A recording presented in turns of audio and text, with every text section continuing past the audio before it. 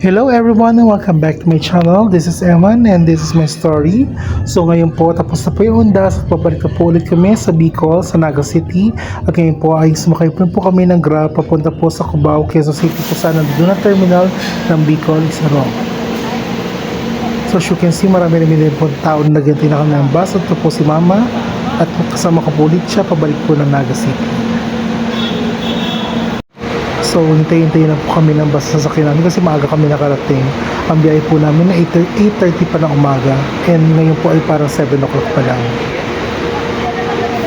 And yung bus po namin ay naghahalaga ng 1,430 pesos. Medyo mahal kasi maganda yung bus ito. And ito na po yung bus sa sasakyan namin. This is Bicol Isarog Group A. So, isa siyang Hyundai bus na bagong-bago talaga. Kahit sa loob, bagong-bago rin. Ang ganda po ng cockpit niya. Yan po. So, may TV and also may CCTV. So, syempre alam niyo na dahil matangkad ako, I'm 5'8", so kailangan ko medyo maluwag ang upuan. So, I chose this 2x1 seating configuration. So, ito po ay meron po siyang leg rest kung saan medyo natataas yung paa natin. In fairness naman, sa akin, nataas din siya kahit paano. And then, may CR din pala. At isa pang maganda dito, meron siyang charging port for USB. So for Android, walang problema. I don't know for iPhone. And malamig din ang kanyang aircon.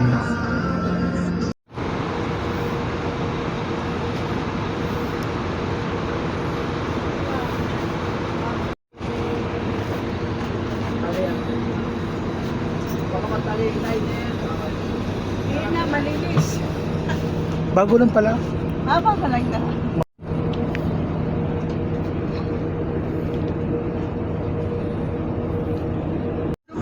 Ito yung isa sa mga reasons ko bakit pinipili ko laging Bicol Isarog kasi malaki ang kanyang legroom. Kasi nga matangkad ako, I'm 5'8" at hindi nakakasya yung tuhod ko sa mga ordinary 2x2 aircon buses.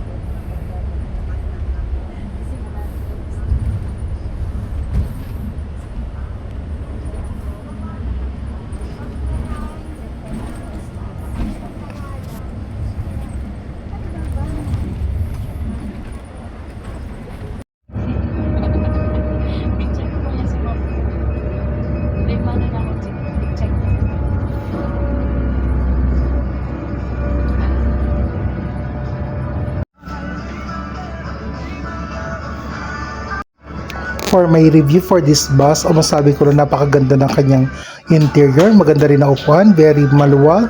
And also the aircon is very cold, malamig din, very comfortable lahat. The seating is very good. And also yung mga places na stopover, okay din naman.